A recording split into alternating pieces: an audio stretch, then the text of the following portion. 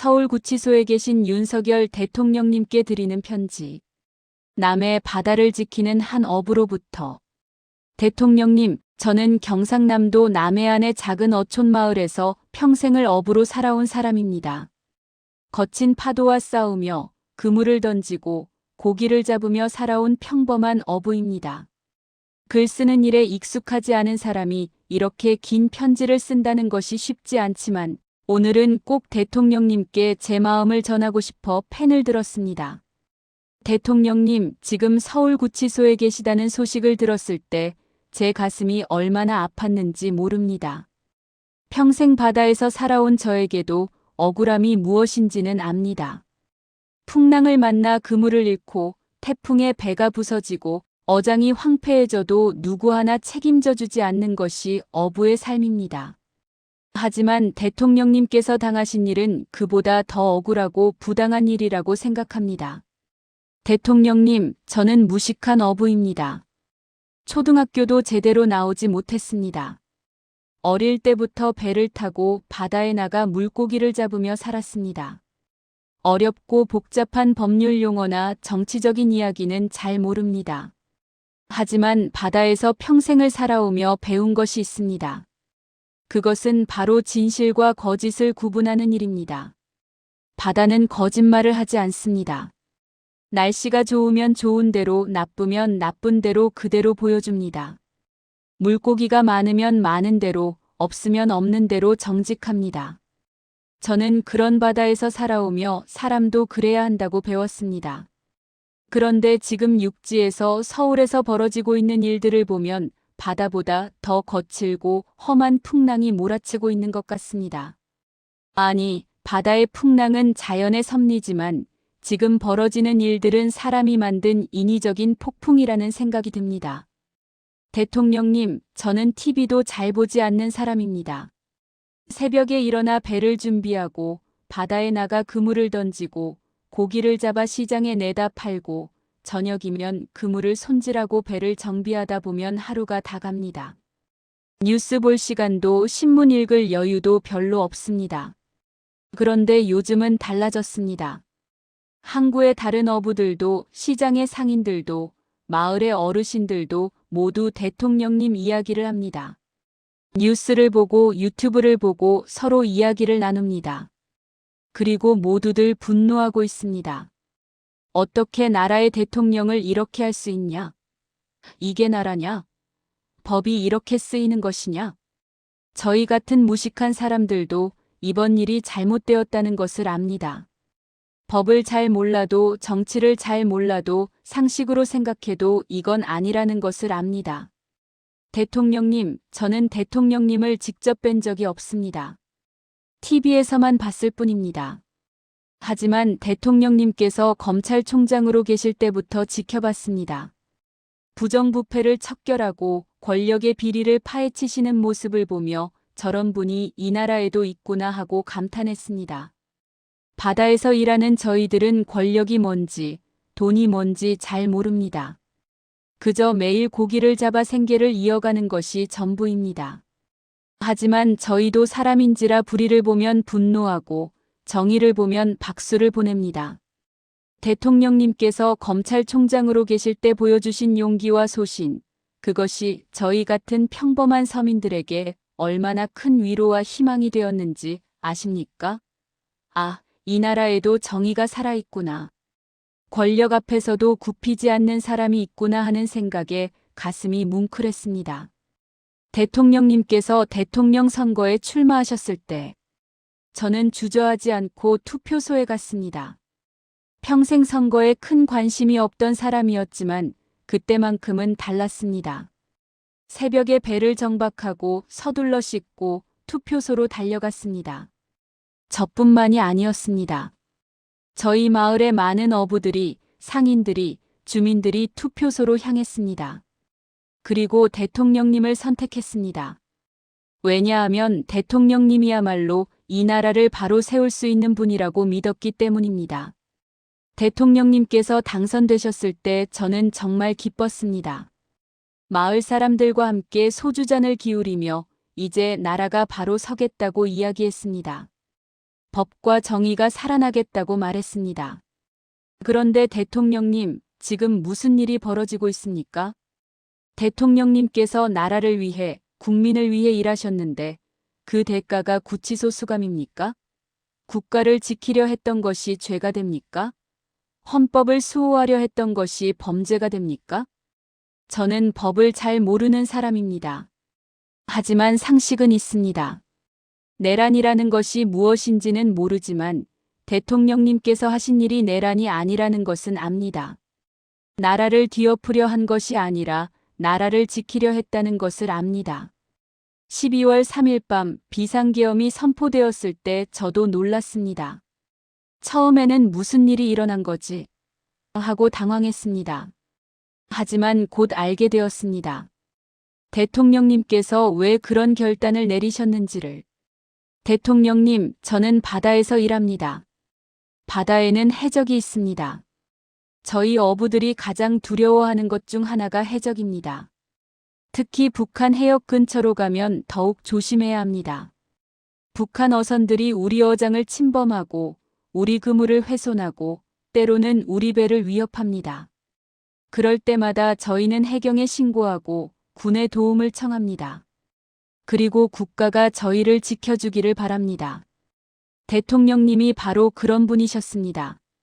나라를 지키는 분이셨습니다. 그런데 지금 무슨 일입니까? 나라를 지키려던 대통령님이 오히려 범죄자 취급을 받고 계십니다. 해적을 막으려던 선장이 오히려 해적으로 몰리는 형국입니다. 대통령님, 국회를 보십시오. 저 같은 무식한 어부도 알 수 있습니다. 지금 국회가 제대로 돌아가고 있지 않다는 것을. 다수당이 횡포를 부리고 소수당의 목소리는 묵살되고 법이 마구잡이로 통과되는 것을 보면서 저는 생각했습니다. 이게 민주주의인가? 이게 국민의 대표기관인가? 바다에서도 질서가 있습니다.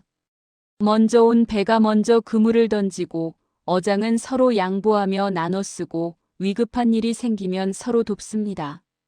그것이 바다의 질서이고 어부들의 불문율입니다. 그런데 국회는 어떻습니까? 다수를 믿고 밀어붙이고 소수를 무시하고 대화와 타협은 없고 오직 자기들 뜻만 관철시키려 합니다. 이게 국회입니까? 이게 민주주의입니까? 대통령님께서 비상계엄을 선포하신 이유를 저는 압니다.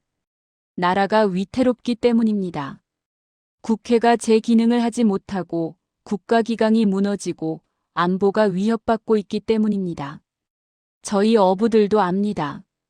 북한이 얼마나 위험한 존재인지를. 서해에서 동해에서 저희는 늘 북한의 위협을 느끼며 살아갑니다. 북한 어선들의 불법 조업, 해양 쓰레기, 때로는 총격까지. 그런데 국회는 무엇을 합니까? 국방비를 삭감하고 안보를 위한 예산을 깎고 군의 사기를 떨어뜨립니다. 이게 나라를 지키는 국회의 모습입니까? 대통령님은 그것을 바로잡으려 하셨습니다. 나라를 지키려 하셨습니다. 그것이 죄가 됩니까? 대통령님, 구속영장이 발부되었다는 소식을 들었을 때 저는 믿을 수가 없었습니다. 설마 정말? 하고 되물었습니다. 하지만 그것은 현실이었습니다. 대통령님께서 서울구치소로 향하시는 모습을 TV로 봤습니다. 당당하게, 의연하게 걸어가시는 모습을. 그 모습을 보며 저는 눈물을 흘렸습니다. 대통령님, 제가 눈물을 흘린 것은 처음이 아닙니다. 바다에서 동료를 잃었을 때, 태풍에 배가 침몰했을 때 저는 울었습니다. 하지만 이번처럼 억울함과 분노로 운 적은 없었습니다. 왜 저분이 저런 수모를 당해야 하는가? 왜 나라를 지키려던 분이 범죄자 취급을 받아야 하는가? 대통령님, 구치소의 삶이 어떠신지 짐작이 갑니다. 좁은 방, 차가운 바닥, 자유 없는 생활. 저도 젊은 시절 잠깐 유치장에 갇힌 적이 있습니다. 술을 마시고 싸움을 했다가 하룻밤 갇혔었죠. 그때의 답답함, 억울함, 분노가 아직도 생생합니다. 하지만 대통령님의 상황은 저와는 차원이 다릅니다. 저는 제 잘못으로 들어갔지만 대통령님은 나라를 위해 일하다가 들어가신 것입니다. 저는 하룻밤이었지만 대통령님은 얼마나 계셔야 할지 모릅니다. 그 답답함, 그 억울함이 얼마나 크실까요? 바다를 자유롭게 누비던 저도 유치장의 답답함을 견디기 힘들었는데 나라 전체를 이끌던 대통령님께서 느끼실 답답함은 어떠실까요? 하지만 대통령님 포기하지 마십시오. 저희가 있습니다. 대통령님을 지지하는 수천만 국민이 있습니다. 저희는 대통령님이 무죄하다는 것을 압니다. 대통령님이 나라를 위해 일하셨다는 것을 압니다. 저희 어촌마을에서도 매일 대통령님을 위해 기원합니다. 마을 회관에서 선착장에서 배 위에서 각자의 방식으로 대통령님의 무사함을 빕니다. 대통령님을 지켜주소서. 대통령님이 무사히 나오시게 하소서. 저는 매일 저녁 바다를 보며 하늘에 대고 빕니다. 제발 대통령님을 지켜주소서. 이 나라를 바로 세워주소서.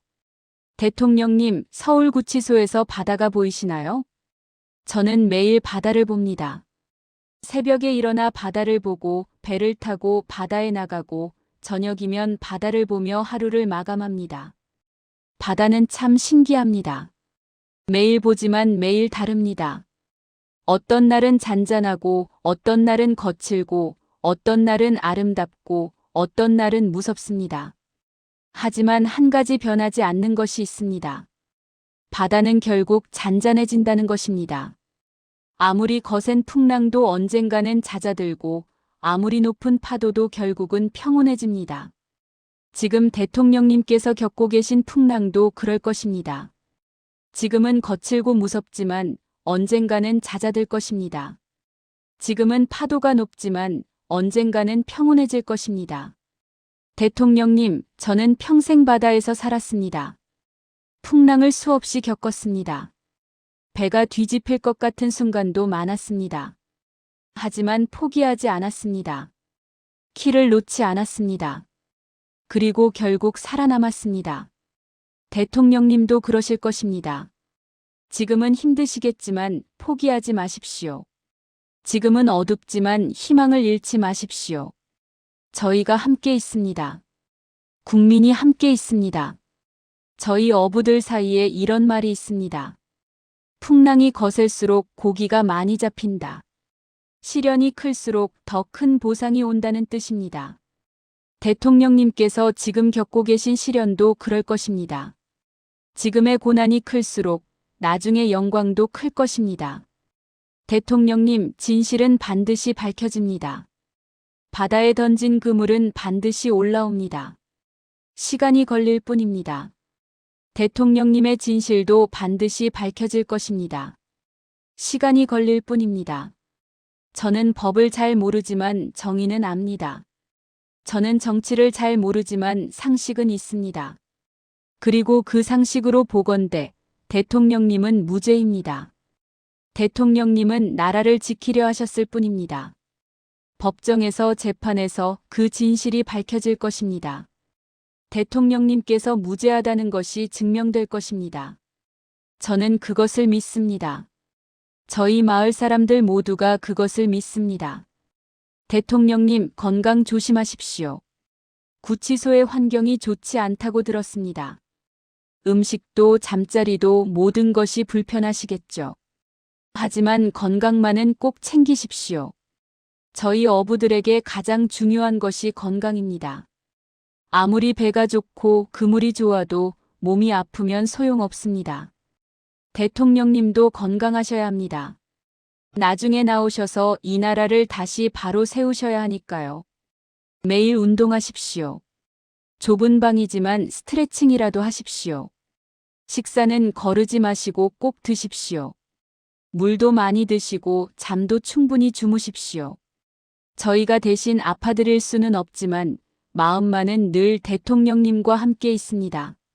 매일 대통령님의 건강을 위해 기원하겠습니다. 대통령님, 외롭지 않으십니까?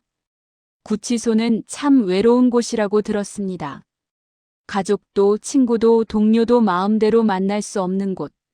하지만 대통령님은 혼자가 아닙니다. 전국 방방곡곡에서 산골 마을에서 어촌 마을에서 도시에서 수천만 국민이 대통령님을 생각하고 있습니다. 대통령님을 응원하고 있습니다. 저희 마을의 할머니들은 매일 마을 회관에 모여 대통령님을 위해 기도합니다. 할아버지들은 선착장에서 담배를 피우며 대통령님 이야기를 합니다. 젊은이들은 SNS에서 대통령님을 응원합니다. 저는 매일 새벽 바다에 나가기 전에 생각합니다. 대통령님, 오늘도 힘내십시오. 저희가 함께 있습니다. 대통령님, 이 편지가 대통령님께 전달될지 모르겠습니다. 구치소에서는 편지도 마음대로 받을 수 없다고 들었습니다. 하지만 저는 이 편지를 씁니다. 혹시라도 대통령님께 전달될 수 있기를, 대통령님께서 읽으실 수 있기를 바라며 씁니다. 설령 이 편지가 대통령님께 전달되지 않더라도 괜찮습니다. 제 마음만은 대통령님께 전해질 것이라 믿습니다. 바다를 통해, 바람을 통해, 파도를 통해 제 마음이 대통령님께 전해질 것입니다. 대통령님, 곧 나오실 것입니다. 저는 그것을 확신합니다. 진실이 밝혀지고 정의가 승리하고 대통령님께서 무죄로 풀려나실 것입니다. 그날이 오면 저는 항구의 태극기를 휘날리겠습니다. 저희 배에도 다른 배에도 모든 배에 태극기를 달고 경적을 울리며 대통령님의 석방을 축하하겠습니다. 그리고 저희 마을 사람들과 함께 소주잔을 들겠습니다. 드디어 정의가 이겼다고, 드디어 진실이 밝혀졌다고 기쁨의 술을 마시겠습니다. 대통령님, 부디 용기를 잃지 마십시오. 지금은 어둡지만 새벽은 옵니다. 지금은 춥지만 봄은 옵니다. 지금은 힘들지만 좋은 날이 옵니다. 바다에서 일하며 배운 것이 있습니다. 가장 어두운 시간은 새벽이 오기 직전이라는 것을, 가장 추운 때는 봄이 오기 직전이라는 것을, 가장 거센 풍랑은 고기가 많이 잡히기 직전이라는 것을, 대통령님께서 지금 겪고 계신 고난도 그럴 것입니다. 가장 힘든 지금이 지나면 더 좋은 날이 올 것입니다. 대통령님, 저희 어부들은 바다를 믿습니다. 바다는 때로는 잔잔하고 때로는 거칠지만 결국은 생명을 주는 곳입니다. 바다는 때로는 우리에게 시련을 주지만 결국은 우리를 먹여 살리는 곳입니다. 대통령님께서도 바다 같은 분이라고 생각합니다. 때로는 강하고 때로는 부드럽지만 결국은 이 나라와 국민을 지키시는 분입니다. 그런 대통령님을 저희는 믿습니다. 그런 대통령님을 저희는 지지합니다. 그런 대통령님을 저희는 기다립니다. 대통령님, 마을 사람들의 이야기를 전해드리고 싶습니다. 저희 마을에는 80이 넘으신 할아버지가 계십니다. 6.25 전쟁을 겪으시고 평생을 어부로 사신 분입니다. 그 할아버지께서 이렇게 말씀하셨습니다. 내가 평생 살면서 이런 일은 처음 본다. 나라를 지키려던 대통령을 감옥에 가두다니. 이게 나라냐? 저희 마을의 40대 어부도 말합니다. 우리가 바다에서 위험에 처했을 때 국가가 우리를 지켜줬다. 이제는 우리가 대통령님을 지켜야 할 때다. 저희 마을의 젊은 청년들도 말합니다. 대통령님이 무죄로 풀려나는 그날까지 우리는 포기하지 않을 것이다. 이것이 저희 마을 사람들의 목소리입니다. 그리고 이것은 대한민국 수천만 국민의 목소리이기도 합니다. 대통령님, 저희 마을에는 전통이 하나 있습니다. 큰 풍랑을 만났을 때 무사히 돌아온 배를 위해 마을 사람들이 모두 모여 축하합니다. 술을 마시고 노래를 부르고 춤을 춥니다. 그것은 단순한 축하가 아닙니다. 생명을 건진 것에 대한 감사이고 함께 기뻐하는 연대의 표현입니다.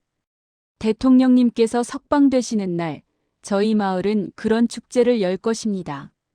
모든 배에 태극기를 달고 경적을 울리고 마을 사람들이 모두 모여 축하할 것입니다. 그날을 위해 저는 지금부터 준비하고 있습니다. 가장 좋은 술을 준비하고 가장 신선한 해산물을 준비하고 가장 큰 태극기를 준비하고 있습니다. 대통령님, 바다는 우리에게 많은 것을 가르쳐 줍니다. 인내를 가르쳐 줍니다. 고기가 잡히지 않아도 풍랑이 거세도 포기하지 않고 기다리는 법을 가르쳐 줍니다. 용기를 가르쳐 줍니다. 위험한 바다로 나가는 것이 두렵지만 그래도 나가야 한다는 것을 가르쳐 줍니다. 연대를 가르쳐 줍니다. 혼자서는 살아남을 수 없고 함께해야 한다는 것을 가르쳐 줍니다. 희망을 가르쳐 줍니다. 아무리 어두운 밤도 지나가고 새벽은 반드시 온다는 것을 가르쳐 줍니다. 대통령님께서도 이런 것들을 아시리라 믿습니다. 그리고 지금 구치소에서도 이런 것들을 실천하고 계시리라 믿습니다. 마지막으로 대통령님께 드리고 싶은 말씀이 있습니다. 감사합니다. 나라를 위해 헌신해 주셔서 감사합니다. 국민을 위해 일해 주셔서 감사합니다. 정의를 지키려 애쓰셨음에 감사합니다. 나라를 지키려 노력하셨음에 감사합니다. 그리고 미안합니다. 대통령님을 제대로 지켜드리지 못해서 미안합니다. 대통령님께서 이런 고난을 겪게 해서 미안합니다. 저희가 더 많이, 더 크게 목소리를 내지 못해서 미안합니다. 하지만 약속드립니다. 끝까지 대통령님을 지지하겠습니다. 끝까지 대통령님을 응원하겠습니다. 끝까지 대통령님과 함께하겠습니다. 대통령님 힘내십시오. 바다는 넓고 파도는 거세지만 저희 어부들은 포기하지 않습니다.